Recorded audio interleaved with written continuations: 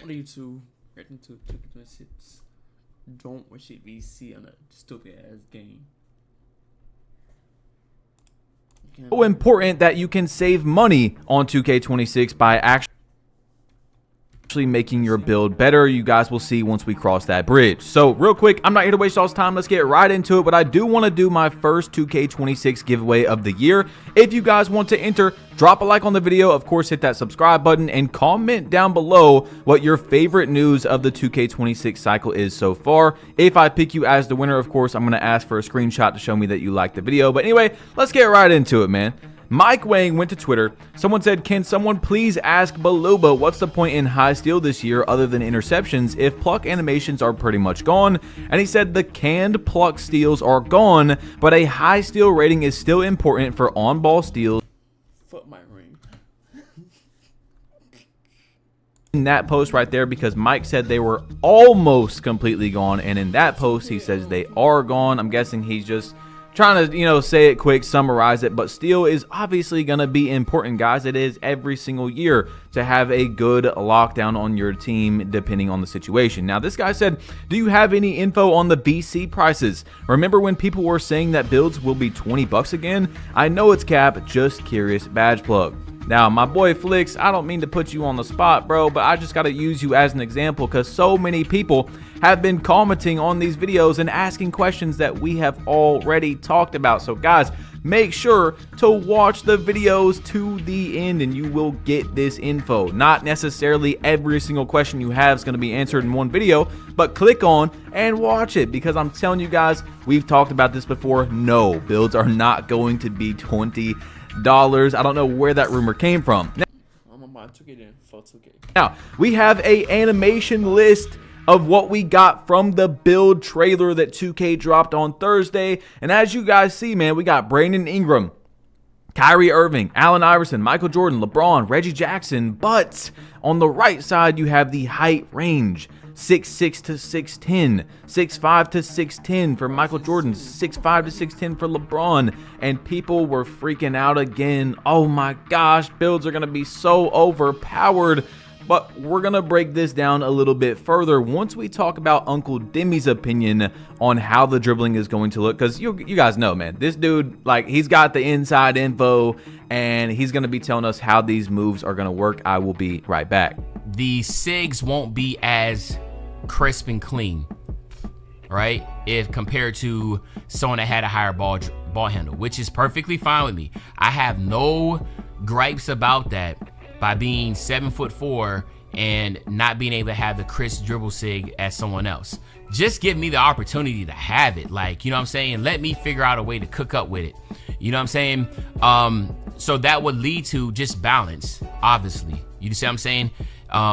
If you're a smaller guard, your crossovers gonna be a lot more crisp than my 6'10", but at least give me the option to be able to equip some of these animations. I'm not saying I told you so, but do you all remember when we were reading Mike Wang's tweets and I said it looks a lot like the 2K20 dribble system where there was 3 different tiers? You know, your best ball handlers had tier 1, and then you can go further down. You could get like the same animations, but they didn't play out the same. Some of them got more speed depending on your ball handle. Some of them created more space. And I said that I liked tier 2 better than tier 1 personally, but you guys just seen that graph.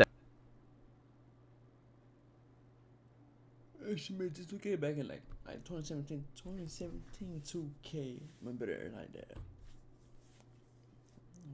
Playmaking, lockdown, bit 2K from my life. I would play 2K26. Let's see. That we showed before the Uncle Demi video, where you're not going to be able to get Kyrie Irving on anything as of now over 6'5". So I believe there's a lot of people freaking out about things that they just haven't paid enough attention to, because 2K just dropped that builder information on Thursday. That's where those requirements came from, guys. You can pause the video. They showed the requirements, okay? So here is my boy Hezi. If you guys don't know, he is a tall build player. He loves making big, tall dribblers, and this is what he said about the dribbling so far. He said, on 25, 6'10s max out with a 72 speed with ball and 78 ball handle.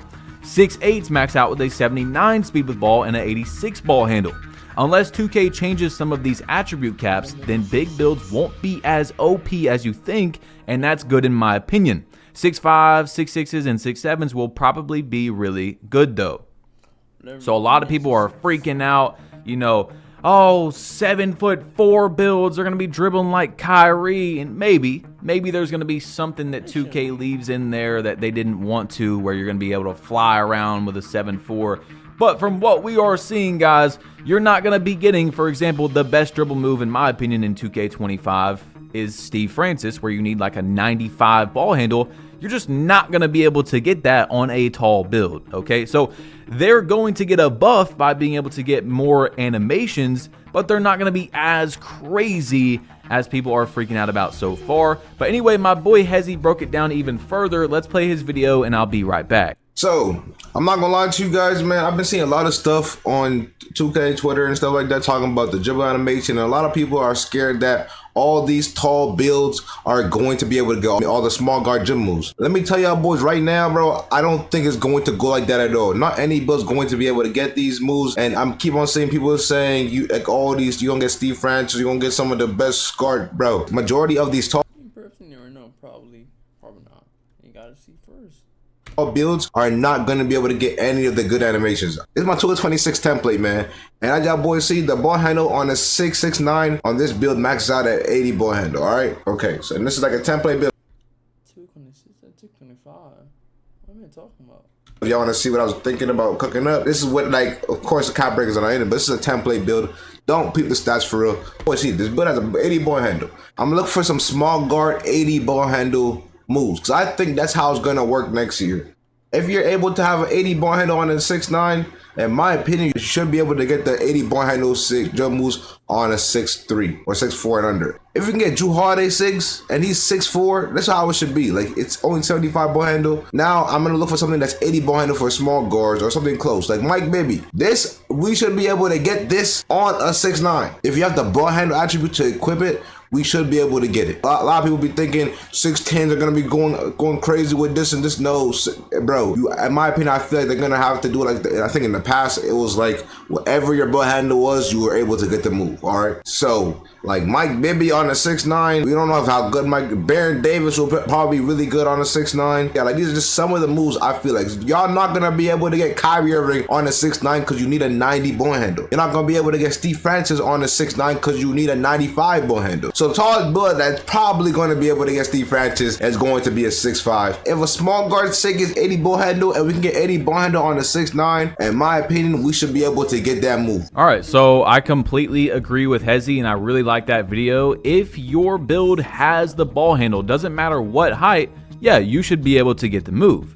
But as you guys see, you're not going to be getting the crazy moves. You know what I mean? You're not going to get, at least from what we know in 2K25, you're not going to be able to get anything insane. Of course, the animations can be completely different. Like, it could say the same names and be different in 2K26. The gameplay, like, there's still a lot that we have to see before we can say anything. But the number one most important thing for the builder in 2K26, guys, is that we just don't have a 2K21 next gen where it is flawed, completely flawed, where there's one height and one position that was way better than anything else. 2K did not even mean for the game to be like that. It was a mistake that lost them a lot of money, because why would you make anything besides a 6'7" and 2K21 next gen? Pretty much like they were that much better than everything else. So as long as there's not a massive flaw like that, we should be really good. And they're trying to have more diversity with the max plus 2s, and so things are looking promising at the moment for having a more balanced, polished game than what we had last year. But there's still, guys, a lot, okay, that we don't know. Now, anyway, in the 2K builder drop that we recently got, you could see a build where this is the screenshot, Stacks and Evan. You know, we see that you can upgrade your free throw with one cap breaker and get plus 11 free throw. You can get plus 14 driving dunk, stuff like that. And I'm not going to play the entire like minute and a half clip. I'm just going to summarize it for you guys. But Evan was saying, hey, you know, the reason why we did this, or one of the reasons, was because let's say you make a build like that has a 44 free throw, and now your friends want to play rec, but you didn't make it for rec. So now you can put one cap breaker on, get plus 11 cap breakers, boom, now you're going to have a 55. That's a significant, decently significant jump for one cat breaker that you weren't going to be able to do without making a new build. Okay, so that does make sense. However, J Mac made this video right here, and he was looking at the build that they showed us.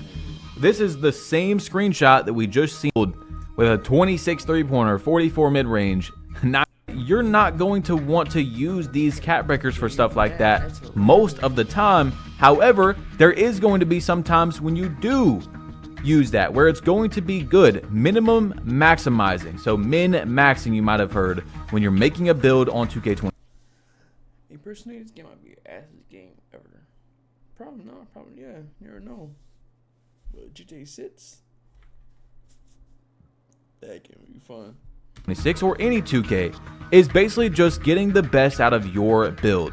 It doesn't have to do with making a meta build. It could be, but don't let someone fool you that min-maxing your build, getting the most out of it, is for some, like, you know, copying someone or trying to be the meta. No, unless you're spending money on my build for me, let me min-max it and get the most out of it, right? Get the most potential out of the build, and you guys are going to see what I'm talking about because he made a video, and it was titled, "The new 2K26 Cat Breaker System is not what you think," and the thumbnail has a scam over it. So let's roll his first clip and you guys can see what I'm talking about, where there's going to be times where you want to use them, times where you don't want to use them, but the first one is where you don't want to use it, and I'll be right back. Just say you want to upgrade your interior defense and your block because you don't want to be a baby out there and get, you know, people dunking on you or laying up on you all the time. Now, to boost your interior defense with these two cap breakers, it will bring your interior defense up to a 70, which sounds good. Ooh, I get 70.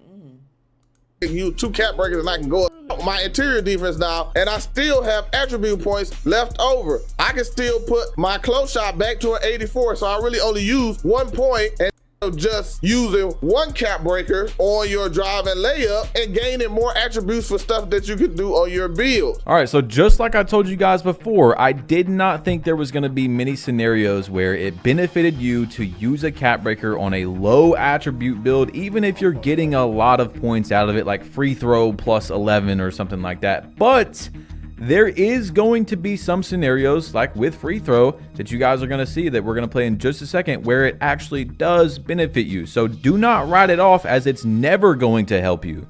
But in my opinion, most of the upgrades for that is, like I told you guys, man, in 2K25, I've got builds that I made cap breakers around, how many I had at the moment. And then throughout the year, I got a few more, you know, from like the seasons and stuff like that. So those just went on basically nothing for most of my builds, like, you know, +1 close shot or something, and it gave me nothing. Now it can actually give you something. I think that's what 2K is trying to do. They're trying to be nicer, I guess, in terms of being able to make your build better throughout the year with those extra cap breakers that you get that normally, like in 2K25, you're just using for nothing. So anyway, let's roll this next clip and I'll be right back. There are ways that doing it like this could save you on attribute points. So going back to what Evan said about free throw and having the two cap breakers on the free throw will end up boosting you to 64. This is a valid statement, but I don't want people to think that this goes for everything. And this is where I'm gonna show you how you can actually finesse this new cap breaker method for certain types of builds. Now,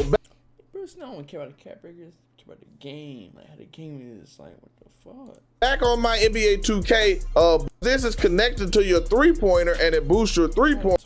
Upgrade something else could be different when the game releases. Okay, so just please keep that in mind as well. I want to make sure you guys understand that. There might be some people in the comments complaining that didn't make it this far into the video. Like I said, watching it is very important. So what we have seen right now, yes, it does seem like there's going to be scenarios where you can benefit, you can't benefit, and also we don't know the exact builder at the moment. So take everything, people's videos, making builds and stuff, all that, whatever, with a grain of salt. All right, we'll see more when the game comes out. Don't rush to make your build. Don't waste your money, guys. All right, click this right here, tap it. It'll take you to the video that we just had out yesterday with Yesterday. See what you talking about. Oh boy, we've got a lot of 2K26 news, and I'm not going to waste y'all's time, so drop a like and let's get right into it. So, a lot of people were wondering, why does 2K26 have the same badge system, and 2K actually answered it. They said, after evaluating how the badge system played out in 2K25, we felt like it hit the mark. The streamlined setup with 40 total badges gave each one. Telling the truth, we don't. I need here. Fuck Ronnie.